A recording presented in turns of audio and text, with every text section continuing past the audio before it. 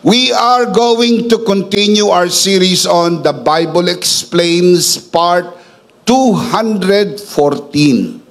And today we're going to continue our mini-series within the big series of the Bible Explains, entitled Your Next Season is Coming Part 11.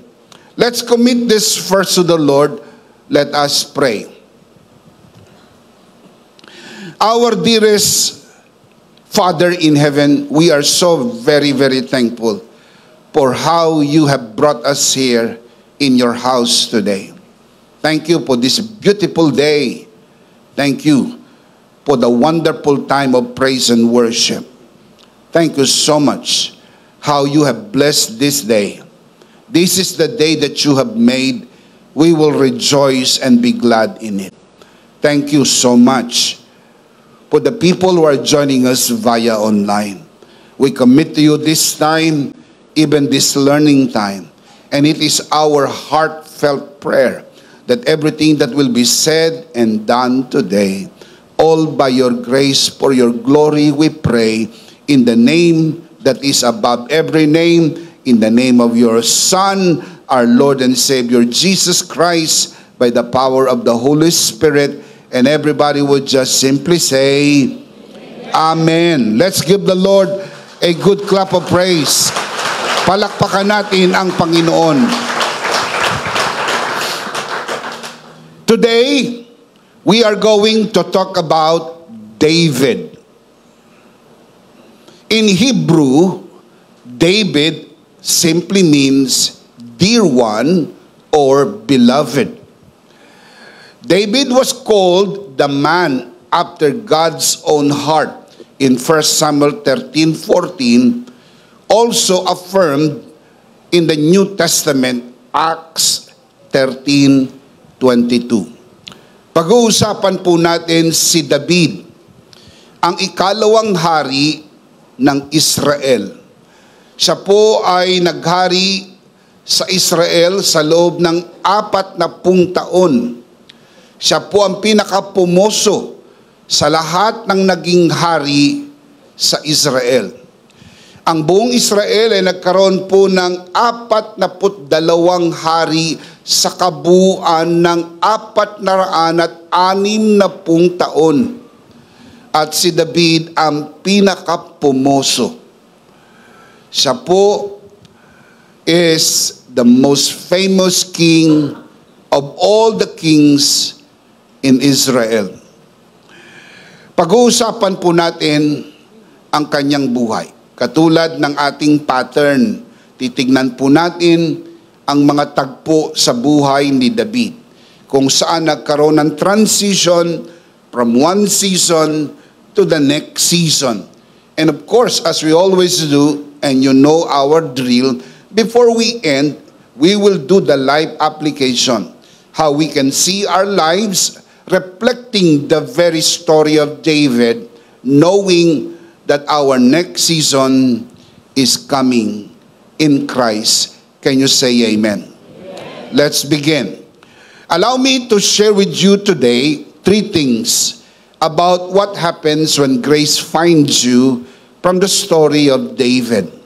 Number 1, grace finds you in the field.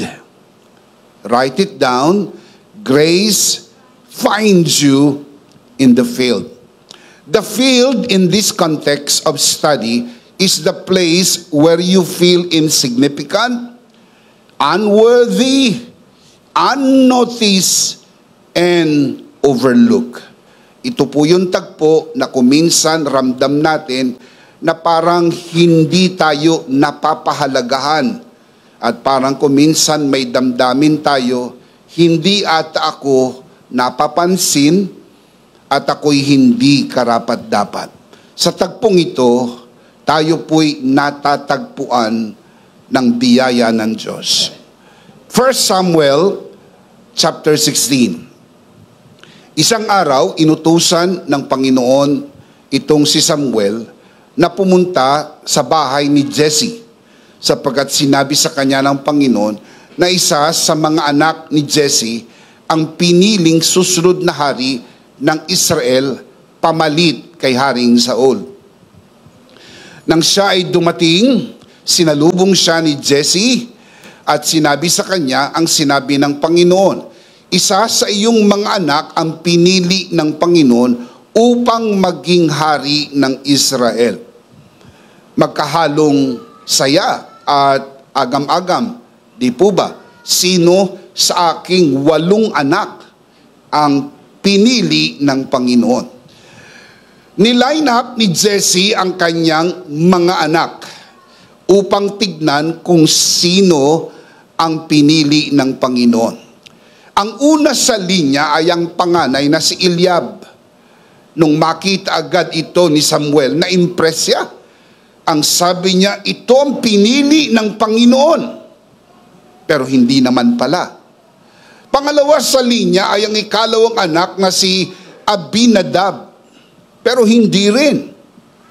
Pangatlo sa pila ay ang pangatlong anak na si Shama. Pero hindi rin. Hanggang sa ang mga ito'y lumagpas, bawat isa, hanggang sa ika-7 anak. Nagtanong si Samuel kay Jesse, ito na ba lahat ng iyong anak? Sapagkat yung 7 na dumaan sa kanya, wala ni isa ang pinili ng Panginoon. I'll show you the verse. 1 Samuel chapter 16, verse 11. So he asked Jesse, Samuel was talking to Jesse, are these all the sons you have? There is still the youngest. Jesse answered, but he is tending the sheep.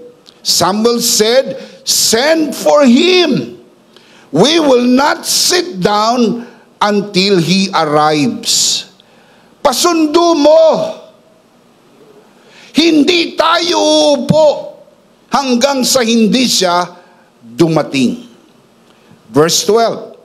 So he sent and had him brought in. He was ruddy, meaning reddish. Ang kanyang complexion ay mamula-mula. With a fine appearance. Sa ibang salin po, beautiful eyes. Maganda ang kanyang mata. And handsome. Sa ibang salin po ay good-looking. Then the Lord said, of course, the Lord said to Samuel, rise, anoint him, he is the one. So Samuel took the horn of oil and anointed him, referring to David, in the presence of his brothers.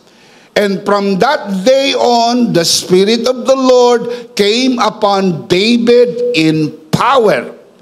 Samuel then went to Ramah. Ramah is the hometown of Samuel. Yun po yung istorya ng 1 Samuel chapter 16. Pero katawag-tawag pansin yung linya, matapos po siyang mapahira ng langis, ang Espiritu ng Panginoon ay napakay David ng araw na iyon ng may kapangyarihan. Ang kasunod ng 1 Samuel 16, at alam kong alam ninyo, ang kasunod ng 16 ay 17, napatay o pinatay ni David ang higante na si Goliath. Ang kakayahan ni David na patayin ang higante ay nanggaling sa 1 Samuel 16. Tandaan niyo po yung sequence ng story. He was anointed, chapter 16. And when he was anointed, the Spirit of the Lord came upon David with power. Hindi po ito kapangyarihan ng bata. Kapangyarihan po ito ng Panginoon na lumukob sa bata. Sapagat walang hindi kayang gawin ang Panginoon. Naging instrumento ng Diyos ang batang si David. 17 years old. Ginamit ng Panginoon upang itumba ang higante na si Goliath, na isang Pelisteo na kaaway ng Israel. Tanungin ko nga po kayo mga kabiyayang, ano po ba ang Tagalog ng giant? Higante. Pero hindi po. Ang Tagalog po ng giant ay gilanggam.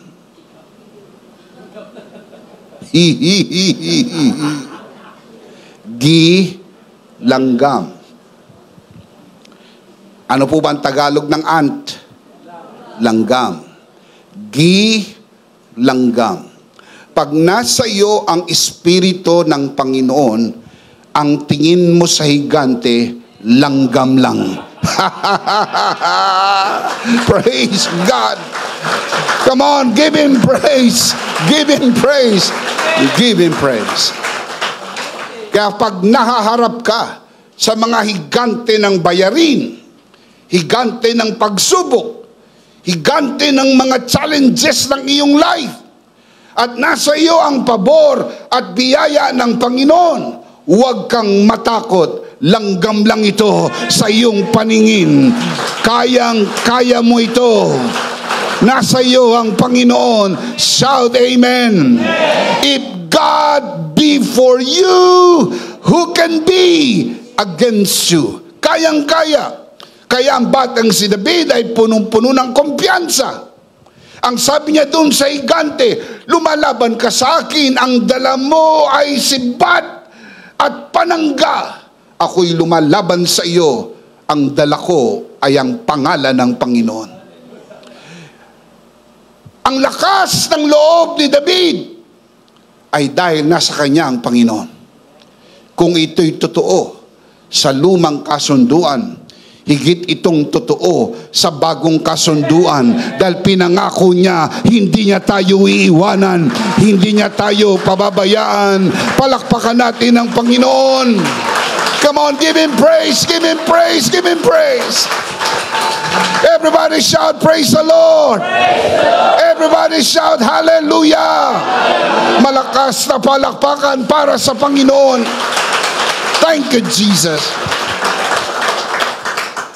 Gilanggam. Kaya pag tinignan mo ang mga pagsubok ng buhay, ang malaking karamdaman na lumabas sa iyong medical report, ang sabi ng doktor, cancer, sabihin mo, gilanggam. Maliit ka lang sa malaking tinapos na gawa ni Kristo sa krus ng Kalbaryo. Come on, church, let's give Him praise. Let's give Him honor today. Shout hallelujah. Palakpakan natin ng malakas ang Panginoon. Praise God. Yan ang Tagalog ng giant, gilanggam, mula sa diksyonaryo ni Bishop Emmy. Palakpakan natin ang Panginoon. Praise God. When David was left in the field tending sheep while his brothers stood before Samuel, it looked like he was insignificant, overlooked, unworthy of consideration. Hindi ho ba parang nakaka-insulto? 8 ang anak ni Jesse.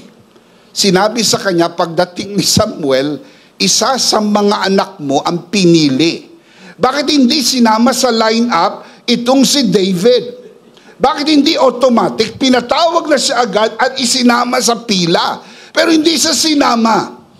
Sapagkat hindi sumagi sa isip ni Jesse na ang kanyang bunsong anak ay kasama sa pagpipilian. Feeling insignificant, feeling unworthy. Yet Scripture makes it clear that grace does not operate according to human standards. Psalm 78 verse 70 declares, He chose David, his servant, and took him from the sheep pens. Doon po kinuha si David. Siya po isang pastol, nag-aalaga ng tupa. Pero sa Diyos at sa kanyang masaganang biyaya, walang pinipili, walang kinikilingan, walang tinatangi. Dalang biyaya ay para sa lahat. Can you say amen? Amen. Strangely, the very place of obscurity became the place of God's choosing. While man looks at outward appearances, the Lord looks at the heart. Iba talaga ang standard ng Diyos. Ang kanyang standard, hindi po panlabas na anyo. Di tulad ng tao. Ang standard ng Diyos ay tumitingin siya sa puso. Kaya nung makita ni Samuel si Eliab, na-impress siya. Kumbaga, ang pumasok sa isip niya, wow! Kingly! Tindig pa lang! May dating na! Alam niyo po yun, yung may arrival. Lumalakad pa lang, dating pa lang, pananamit, kilos, suklay, tayo, presidentiable. Ito talaga ang susunod na hari. Well, first impression, yun agad ang naisip sapagkat una, panganay. Pangalawang iniisip nila, ito yung pinakamagaling sa lahat ng magkakapatid. Iniisip nila, ang bunso, mahina, latak. Tira-tirang similya na lang yan ng asawa. Hindi tulad ng panganay, ito ang unang bugso.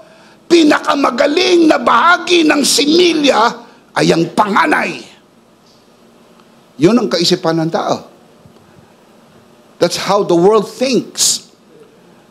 That's how the people of the world looks at people around us. But not with God. I'll show you. 1 Samuel chapter 16 verse 7. Ito yung sinabi ng Panginoon kay Samuel nung makita niya si Eliab.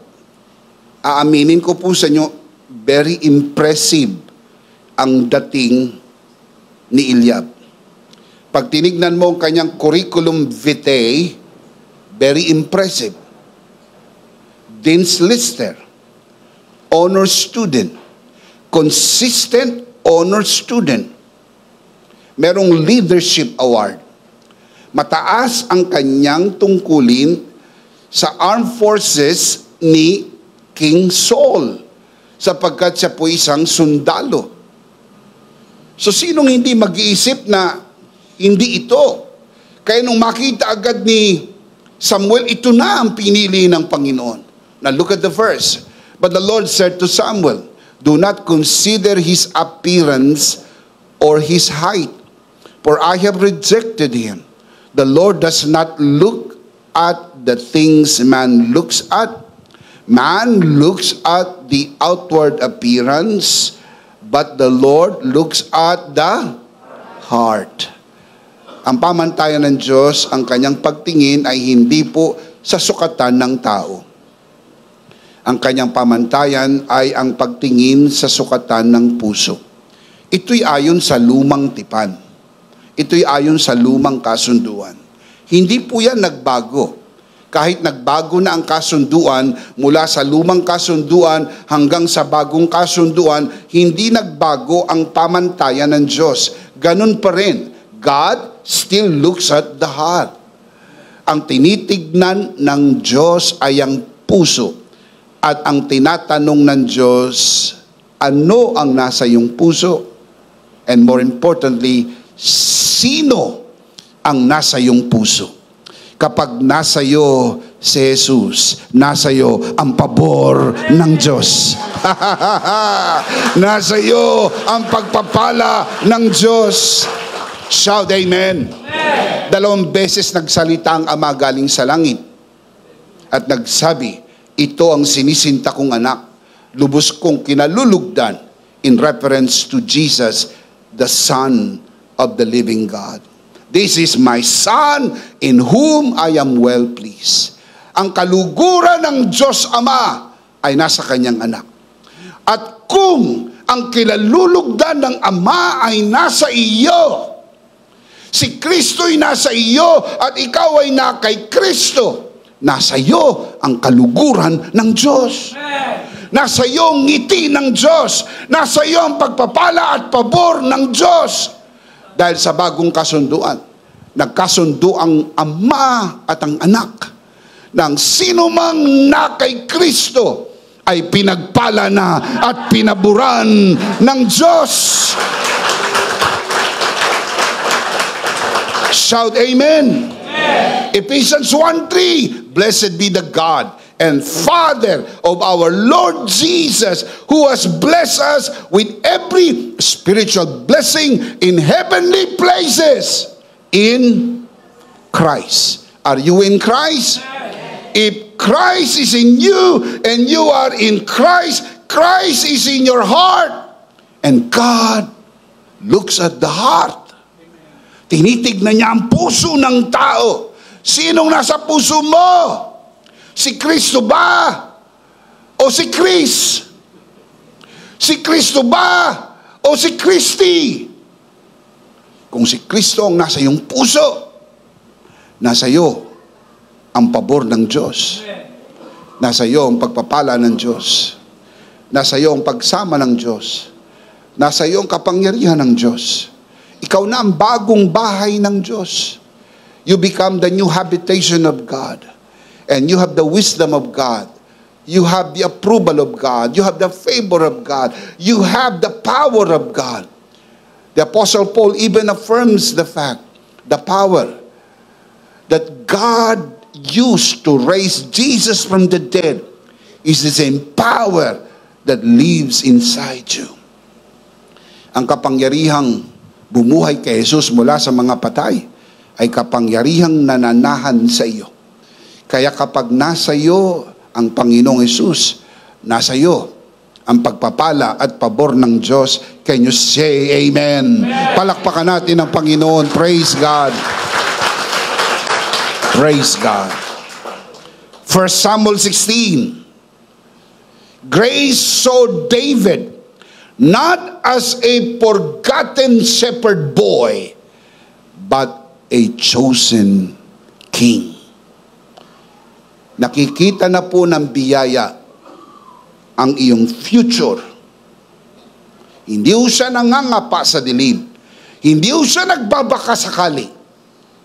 Grace already saw your future. At kung nasa biyaya ka, merong kakayahang maniwala na maganda ang iyong future. Kasi pinangako niya sa iyo,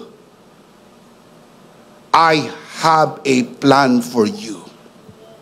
Not to hurt you, not to harm you, but to give you hope and a future. Ang Diyos na nangako na mayroong kang future, tinitignan kanya sa mata ng biyaya. Hindi dahil karapat-dapat ka, hindi dahil magaling ka, hindi dahil consistent honor student ka, kundi dahil nasa iyo ang pabor ng Diyos. Can you say amen? Judges chapter 6. Grace saw Gideon not as a weak and fearful man, but as a mighty warrior. That's why when the angel came, the angel greeted Gideon, "Oh, mighty warrior." Na alam natin hindi po siya naturally a mighty warrior. But he became one because grace saw this man as a mighty warrior. Luke 19. Grace saw Zacchaeus not as a greedy tax collector, but as a generous giver. That's why when Jesus saw Zacchaeus on top of the tree, Jesus said, "Come down. I must go to your house." And the rest is history. When he had encounter with the Lord Jesus, grace changes everything. Walang hindi kayang baguhin ng biyaya ng Diyos. This greedy tax collector became a very generous man. He said, "If I have cheated anybody out of anything, I will pay back 4 times the amount, and I will give half of my possessions to the poor." What happened to this man? Completely transformed by the grace of God. Because grace saw him not as a greedy tax collector, but grace sees him as a generous giver. Acts chapter 9, grace saw Saul of Tarsus not as a persecutor of believers, but as a great apostle of grace to the Gentiles. Doon po sa daan ng Damasco, nakita ng biyaya ng Diyos ang mama na ito. Hindi bilang mangungusig, kundi bilang apostol. Piniling apostol ng mensahe ng biyaya para sa mga Hintil. And the list is endless in the book of grace. I can give you more. I can enumerate more stories this morning. Pero let me just remind everyone, sa listahan na ito, kasama ang ating pangalan dahil tayo ay binigyan ng biyaya, pabor ng Diyos. Your location, occupation, or background does not limit God's favor. Even if people overlooked you, grace never will. Kahit lagpasan ka ng tao, kahit hindi ka pansinin ng tao, at kahit maliiting ka pa ng tao, huwag kang maapektuhan. Hindi ka lalagpasan ng biyaya ng Diyos. Ang biyaya at pabor ng Diyos ay nasa iyo. Shout amen. You may feel hidden in the field of your life, doing unseen tasks, carrying unnoticed responsibilities. I am just behind the scene. No one noticed me. Walang nakakapansin sa akin. Wala akong hawak na mikropono. Nasa likod lang ako. Doing unseen tasks and carrying unnoticed responsibilities. But in this very field where God shapes your character and prepares you for a great calling, wag mong hayaan maliitin ka ng iba o maliitin mo ang iyong sarili. Sobrang laki ng biyaya ng Diyos at ito'y para sa mga maliit upang lumaki tayo sa biyaya ng Diyos. Palakpakan natin ang Panginoon. Praise God. Number 1, grace finds you where? In the field. It is in the field where you feel so unworthy, unseen, unnoticed, but it was in this place that grace found us. Number 2, grace waits for your arrival. Grace waits for your arrival. Hihintayin ng biyaya ang iyong pagdating. Hindi kanya mamadaliin, dahil hindi naman nagmamadali ang biyaya, dahil hindi naman siya nauubusan ng oras, dahil ang Diyos ay walang hanggan, ang biyaya niya ay walang hanggan, kaya ang kanyang biyaya ay hindi saklaw ng hangganan ng orasan. Kailangan lang natin ang magtiwala, sapagkat anumang inilaan ng Diyos para sa iyo ay hindi mapupunta sa iba. Darating ito sa iyo sa tamang panahon. Please keep in mind, Ecclesiastes 3:1, that there is a right time for everything under the sun. Ecclesiastes 3:11, God makes everything beautiful in its time. Maganda ang plano ng Diyos sa iyong buhay. Maring may mga hindi magandang nangyayari ngayon, pero hindi po yan ang katapusan ng iyong buhay. Dadaanan mo lang yan, sapagkat hindi po yan ang destination mo. Ang destination mo ay pagpapala at pabor, sapagkat ang iyong buhay ay pinagpala at pinaboran, because your next season is coming. Everybody say, in Christ, my next season is coming. In Christ, my next season is coming. Do you believe that? I'm sure you do. That's why we have to say it. For out of the abundance of the heart, the mouth speaks. You have to say it. Hindi mo ako makonvince na naniniwala ka kung hindi ko naririnig. Dahil yung naniniwala sa puso, sinasabi, binibigkas. You have to say it. If you believe that your next season is coming, you have to say it. Come on, everybody say, in Christ, my next season is coming. In Christ, my next season is coming. I believe. Amen. Do you believe? Amen. Taas sa kamay ng mga naniniwala. Palakpakan natin ang Panginoon. Praise God. Why do I need to ask you na kung kayo naniniwala? Because it only happens to those who believe. 1 Samuel 16:11. So he asked Jesse, are these all the sons you have? There is still the youngest, Jesse answered, but he is tending the sheep. Samuel said, send for him. What's the next line? We will not sit down until he arrives.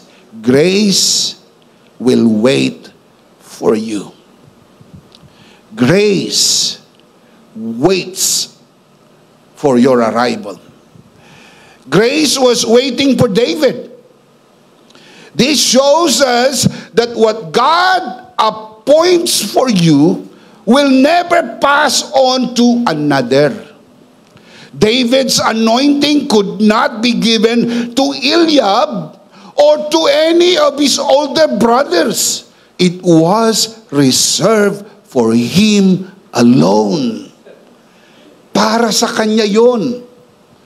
Tandaan, pag hindi napasayo, hindi para sa iyo. Huwag mong iyakan. Ikodrado mong yung balikat. Mahalaga ka sa Panginoon. At may magandang plano siya para sa iyo. Kung ayaw niya sa iyo, hindi ikaw ang nawalan. Siyang nawalan. Hindi niya alam kung anong kanyang tinanggihan. You are blessed and highly favored of God. At pag hindi naman napasa iyo, may magandang inilaan ang Panginoon para sa iyo. Kaya ang iba nagmamaktol. Kinuha yung promotion ko. Akin yun eh. Hindi yun para sa iyo. Dahil kung para sa iyo yun, iingatan niyang Panginoon para sa iyo. Walang sino ang Poncio Pilato o kahit demonyo na pwedeng makialam sa plano ng Diyos.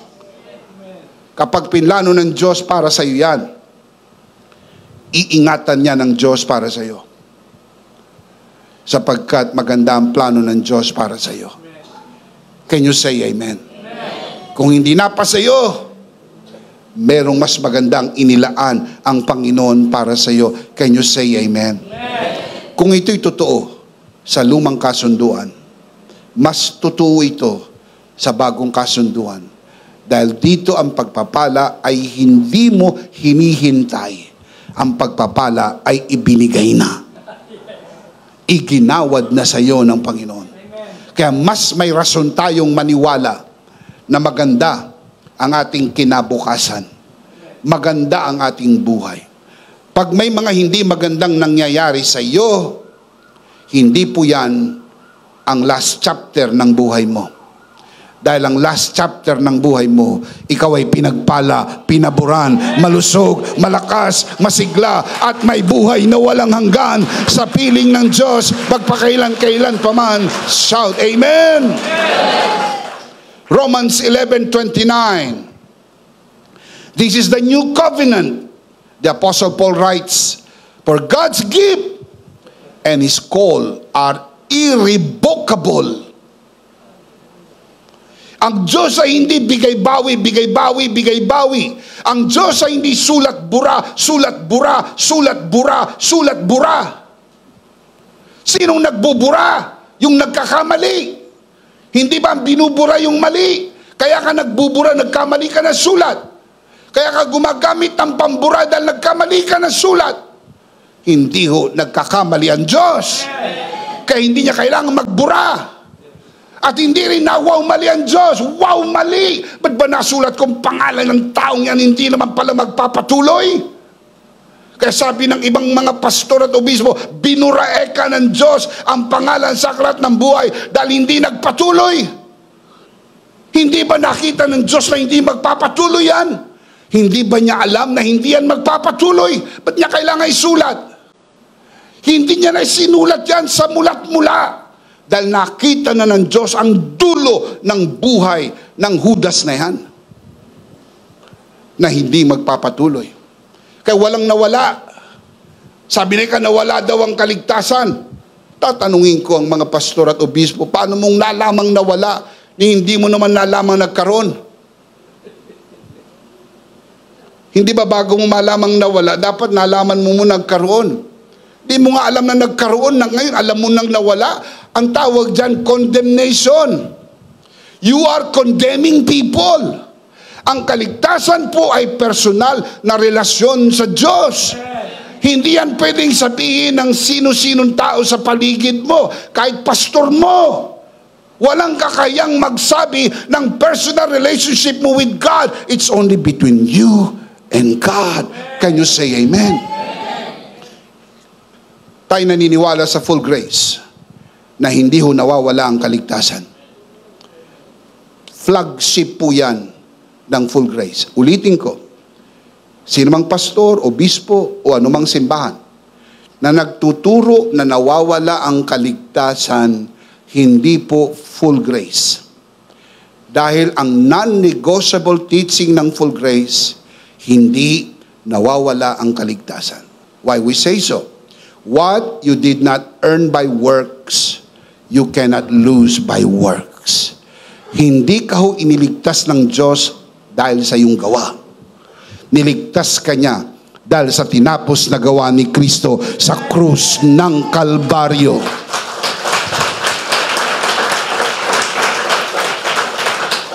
Tanungin nyo yung mga naniniwalang nawawala ang kaligtasan. Ba't nawala ang kaligtasan? Simple lang ang sagot nila. Kulang!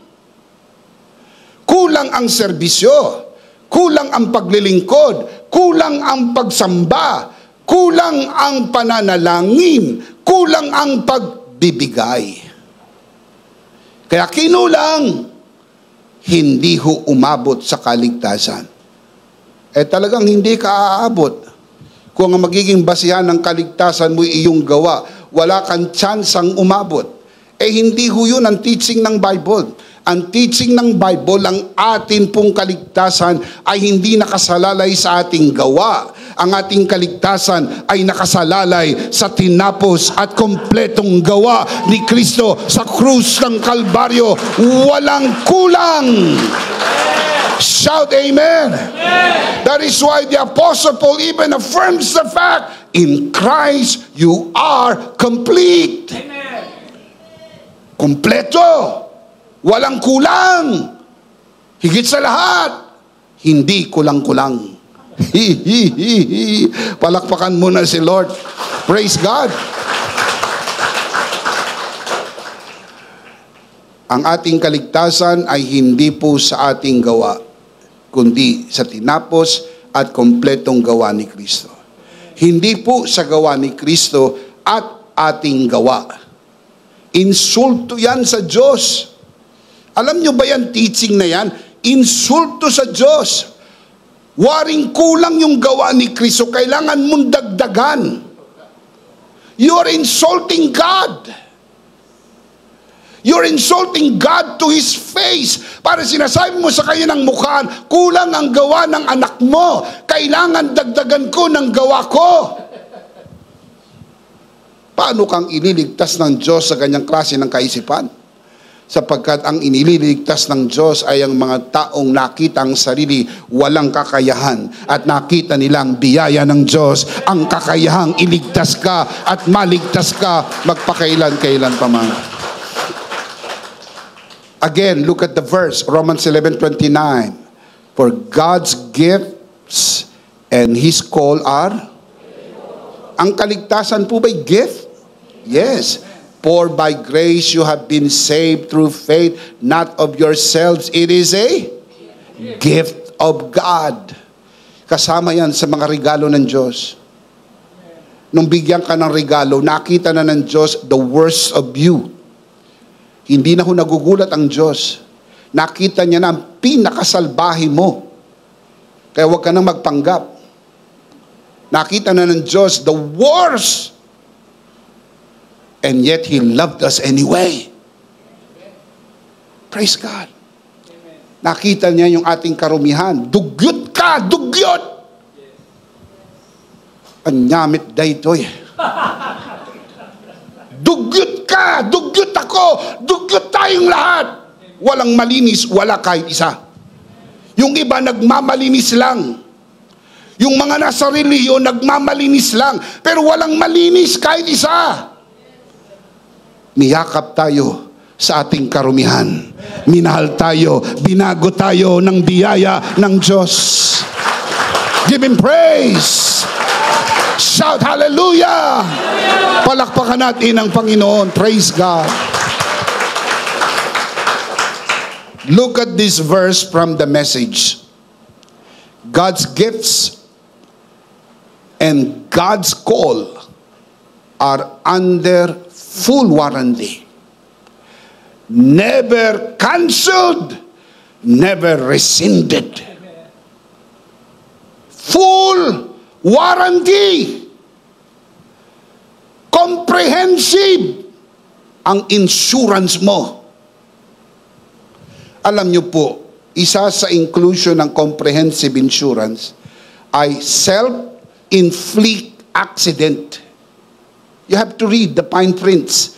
Alam niyo, ang mahirap sa insurance ay yung mga maliliit. Kapag ikaw ang makikinabang, isinusulat ang liit. Pag ikaw ang magbabayad, ang laki. Insurance pa more. Kapag di sinasadya, pag atras mo ng iyong sasakyan, nabangga mo yung gate nyo. Self-inflict, hindi ka nabangga. Nabangga mo yung gate nyo. Covered po yan ang insurance to some degree. Bakit? Kasi nakakomprehensive ka. Mga kapatid, kung kayang gawin yan ng mga insurance company, let me just assure you, higit ang insurance na ibinigay sa atin ng ating Panginoon. Give Him praise. Praise God. For some reason you made the wrong decision. For some reason you made the wrong decision. You loved the wrong person. My God, kung alam ko lang demonyo to, hindi ko to mamahalin. For some reason you made the wrong decision. The grace of God is like a cushion. Sasaluhin ka ng biyaya ng Diyos. Hindi papayagan ng Diyos sirain ng taong yan ang iyong magandang buhay.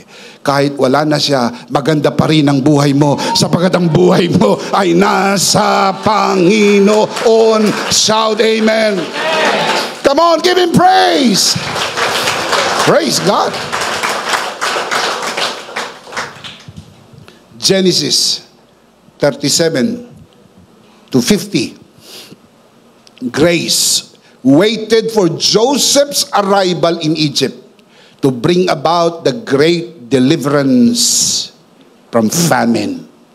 Alam ng Diyos, magkakaroon ng malaking tagutom sa buong mundo. Hinintay ng biyaya ng Diyos ang pagdating ni Jose sa Ehipto. It took 13 years for it to happen. Joseph arrived in Egypt. He was 17 years old. He became the governor in the land of Egypt, instituted chains to save the world from famine. He was 30 years old. Beautiful, isn't it? Grace will wait for you. Smile. Hihintayin ka ng biyaya ng Diyos. Give Him praise. Hihintayin ka ng biyaya ng Diyos. Amen. Sabi ng iba, Bishop, mahihintay pa ba ako? Ang edad ko wala na sa kalendaryo. Huwag magalala. May kopya ang Diyos ng birth certificate mo. You can just begin to smile. Pero Bishop, konti na lang ang magiging labi ng buhay namin. Okay lang. Di baling kaunti, pero masaya. Kaysa ang haba, puro lungkot. Wala ho yan sa haba ng buhay. May mga taong nabuhay ng mahaba. Nabuhay naman sa impyerno. Impyernong buhay. Ng sakit, kahirapan, problema dito, problema doon. Pero kahit kaunti lang, nabuhay ka naman sa langit ng pagpapala, pabor, biyaya at ngiti ng langit. Amen? Amen?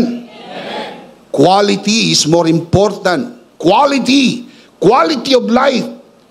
Isang buhay na hindi baon sa utang. Isang buhay na hindi sumasala sa pagkain. Na pag-aaral ang mga anak. May damit. Hindi hubad. Pinagpala at pinaburan. Palakpakan natin ang Panginoon. Praise God. Esther, chapter 1 to 5. Grace waited for Esther's arrival in the palace as queen to bring about the great deliverance of the Jews from Haman's plot of total annihilation. Napakasama ng plano ni Haman. Total annihilation of the Jews in the land of Persia. Pinlano niya talaga na lahat ng mga Hudyo'y papatayin lahat. Pero hindi ho pwedeng pahintulutan ng Diyos. Hinintay ng biyaya na si Esther ay makarating sa palasyo, koronahan bilang reyna. Gaano katagal? Hinintay 4 na taon. 4 years in the waiting. Kaya bawal mainip. Sabihin mo sa katabi mo, bawal mainip. Kung di ka pinansin ng katabi mo, sabihin mo sa sarili mo, hindi ako naiinip. Palakpakan natin ang Panginoon. Praise God. Praise God. Grace waited for the arrival of King Darius of Persia, through whom the temple continued being built after 16 years of halt by the order of King Artaxerxes. Now let me give you a little background. King Cyrus of Persia allowed the rebuilding of the temple. Nung naitayo na ang pundasyon, nagkaroon ng bagong hari, King Artaxerxes. Pinatigil ni King Artaxerxes ang pagtatayo ng templo for 16 years. Hinantay ng biyaya ang pagdating ni King Darius. Dahil si King Darius ang nagbigay ng hudyat at pahintulot na itayo uli at ipagpatuloy ang pagtatayo ng templo. Look at the verse, Zechariah chapter 4 verse 7. Who are you, O great mountain? Ang tinutukoy na great mountain ay si King Artaxerxes, ang bundok na pumipigil sa rebuilding of the temple. Who are you, O great mountain? Before Zerubbabel, the governor of Judah, you shall become a plain, and he shall bring forth the capstone with the shouts of praise, praise to it. Come on, with the shouts of praise, praise to it. Now listen up. Hindi pa man naitatayo ang templo completely. Ang sabi po sa linya, and he shall bring forth the capstone. What is the capstone? Yan ang huling bato na inilalagay sa completion ng gusali noong unang panahon. Kaya kahit hindi pa tapos, nakita ng Diyos sa kanyang paningin, tapos na. Kaya kung wala pa, nakita ng Diyos, nandun na. Kung meron ka pang nararamdaman, nakita ng Diyos sa sugat ni Jesus, pinagaling ka na. You have to see it through the eyes of faith. And how do I know, Bishop, that I am seeing it through the eyes of faith? You shout. Praise, praise, praise. Come on, you shout. Praise, praise, praise. Hindi po yan formula. At hindi po yan expression. Yan po'y declaration. Huwag kayong maniniwala sa nagsasabi, we're just making an expression. No, we're not. We're making a declaration of faith. Pag sinabi mong all is well, pag sinabi mong grace, grace to it, you are making a declaration. Iba ho yung declaration sa expression. Ang expression pwede mong sabihin nang hindi mo po pinapakahulugan sa puso mo. Pag nasa opisina ka, kahit hindi ka tumitingin, good morning, good morning, good morning, good morning, good morning, good morning. Sino binabati mo, mga butike? Good morning, good morning, good morning. Hindi ba't mas maganda pagbabati ka ng good morning, nakatingin ka sa tao, good morning, sir? Oh, di ba?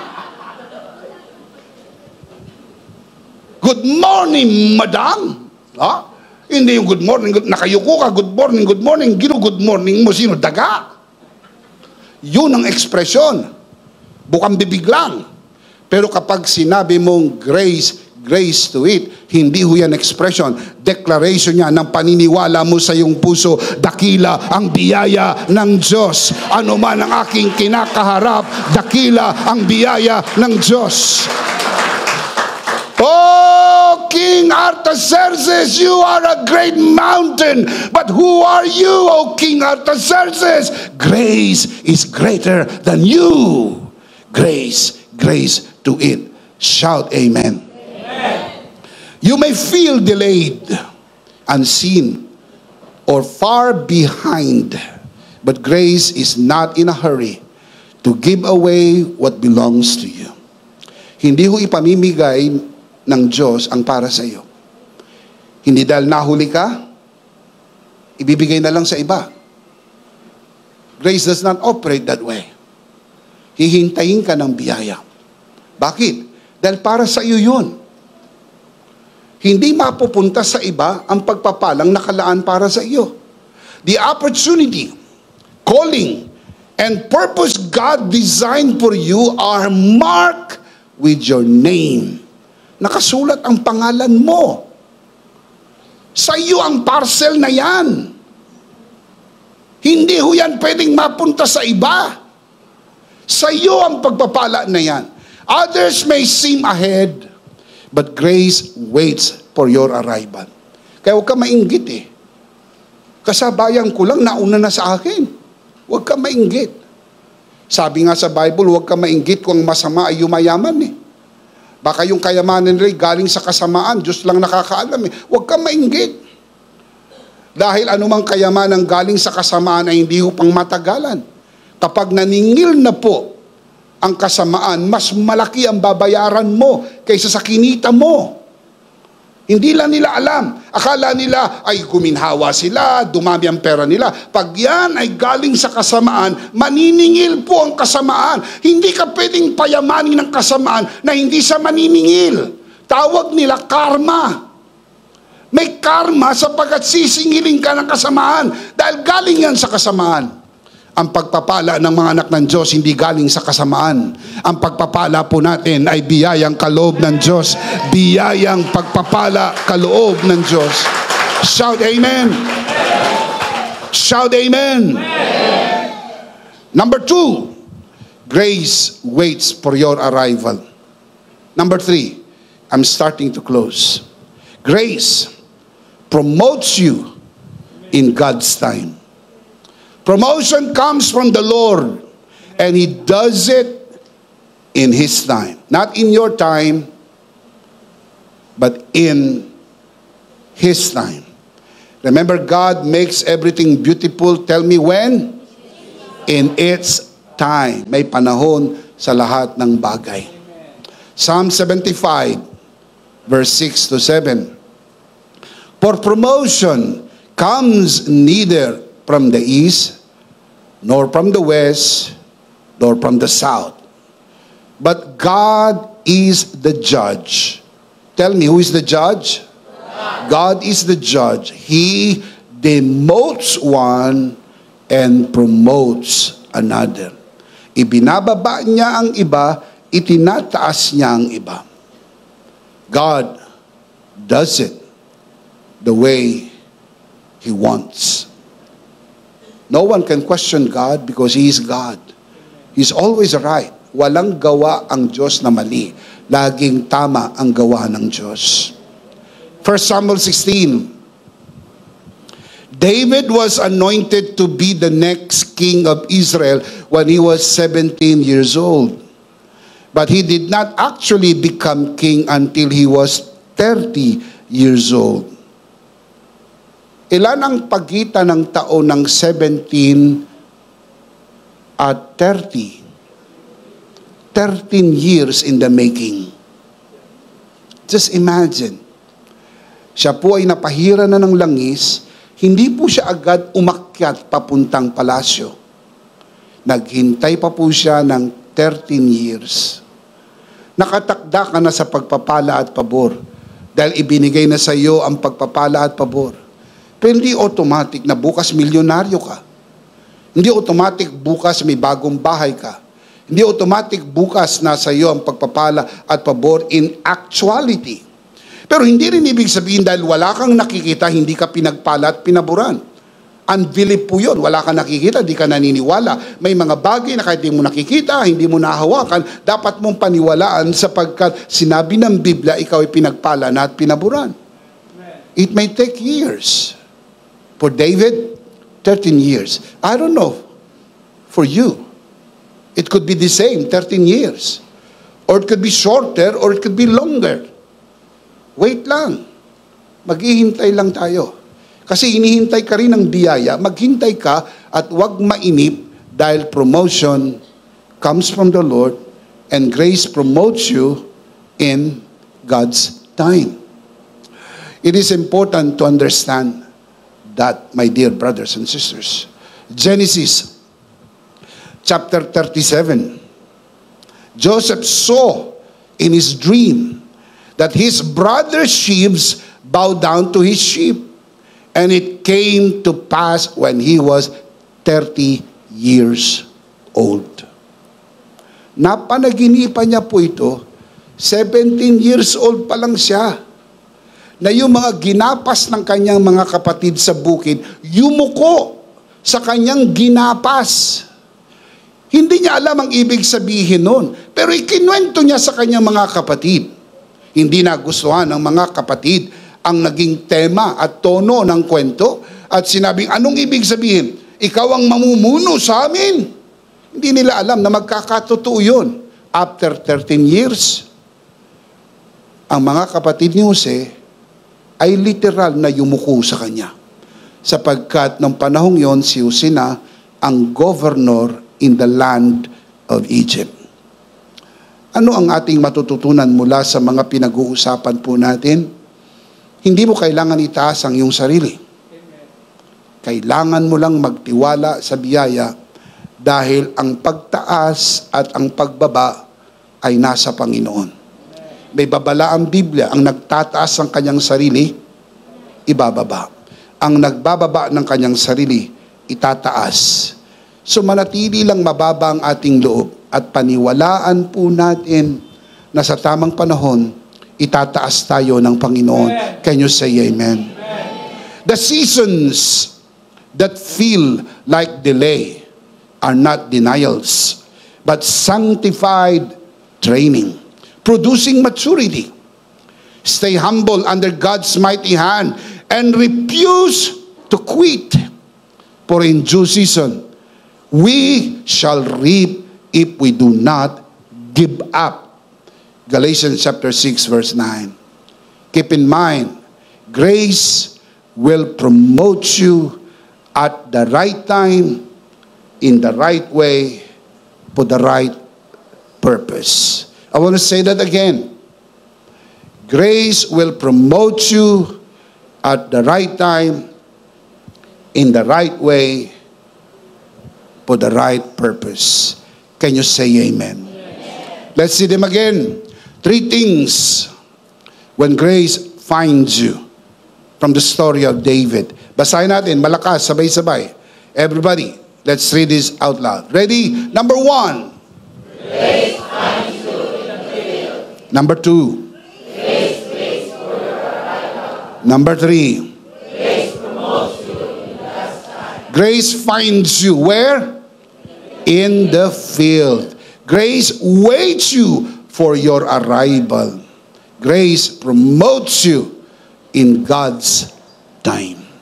Let me give you the life application as I close. Number 1, don't be discouraged. Grace knows where to find you. Huwag mapanghinaan ng loob. Alam ng biyaya kung saan ka matatagpuan. David was left in the field unseen and overlooked. Yet God's grace found him, called him out, and anointed him king. In the same way, when life hides you in the field of the unseen, His grace will find you, lift you up, and place you exactly where He has destined you to be. Alam ng Diyos kung saan ka makikita at sa tamang panahon, matatagpuan ka at ilalagay ka kung saan niya gusto, pinlano, maganda para sa iyo. Can you say amen? Amen. Number 2, don't be in a hurry. Grace waits for you. Huwag magmamadali. Hihintayin ka ng biyaya. Huwag magmamadali. Hinihintay ka ng biyaya. Don't be in a hurry. Grace waits for you, just as David was left in the field until God's time brought him before Samuel. Your next season will also come. What God has prepared for you will not pass you by. Grace will wait until you arrive. Beautiful, isn't it? Hihintayin ka ng biyaya ng Diyos. Number 3, don't be impatient. Grace promotes you when you are ready. David waited years before his anointing. Let me say it again. David waited years between his anointing and the throne. 13 years po ang span. David waited years between the anointing and the throne. But in that waiting, God was shaping his heart. No wasted time. Yung mga panong pinaghihintay ka ng Lord, inihahanda ng Lord ang puso mo. Minamature ka ng Panginoon. Kasi kailangan mag-mature ka bago dumating yung katuparan ng kanyang magandang plano sa iyong buhay. In the same way, seasons of delay in your life are not denial, but preparation. Everybody say the word preparation. In the same way, seasons of delay in your life are not denial but preparation. When the time is right, grace will lift you into the place God has destined for you. Do you believe that? I'm sure you do. Let's see them again. Tignan natin ang tatlong life application. Basahin natin ng malakas at sabay-sabay. Ready? Application number 1. Number 2. Number 3. Please remember today, don't be discouraged, don't be in a hurry, and don't be impatient. Why? Because in Christ, my next season is coming. What is the big idea? Mas malakas pa. Of course, we do not want to end this broadcast without giving you the opportunity to receive Jesus today and be saved, because your next season starts today. Kung nais mong tanggapin ang Panginoon Jesus sa iyong puso bilang Panginoon at sarili mong tagapagligtas, manalangin po tayo ng pagtanggap. Sumunod ka sa panalangin ito at ariin mo na isang personal mong panalangin. Lahat ng narito sa bulwagan na ito, samahan po natin ang ating mga bisita na nanonood sa broadcast na ito. Taas po natin ang ating dalawang kamay, pikit po natin ang ating mata, at tayo po'y manalangin ng pagtanggap. Panginoong Jesus, ako po'y makasalanan. Hindi ko po kayang iligtas ang aking sarili. Ako'y mapapahamak ng hiwalay sa iyo. Narinig ko po ang mabuting balita. Ako po'y naniniwala. Tinatanggap kita sa aking puso bilang aking Panginoon at aking tagapagligtas. Salamat po. Pinatawad mo na ang aking mga kasalanan. Isinulat mo na ang aking pangalan sa aklat ng buhay. Sa pangalan ng Panginoong Jesus, Amen. Ako na lang po mananalangin. Ama, sa oras na ito, tinataas ko po sa harapan ang sino mang sumunod sa panalangin ng pagtanggap. Pinagkakatiwala po namin sila sa iyong kagandahang loob.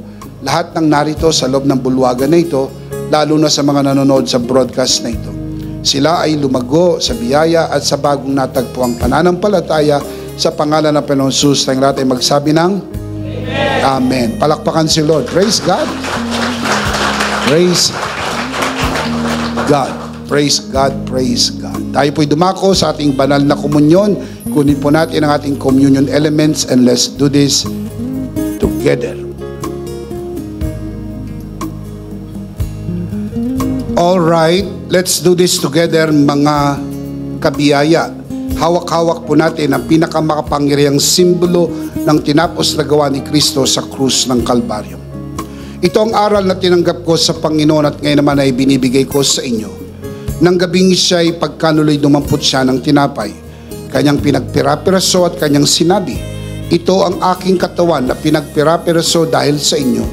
Gawin niyo to bilang pag-alaala sa akin. Sabay-sabay po natin gawin.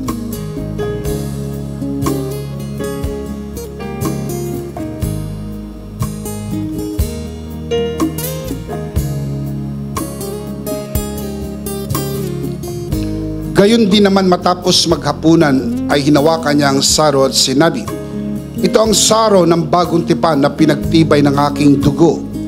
Gawin niyo to bilang pag-alaala sa akin. Sabay-sabay po natin gawin.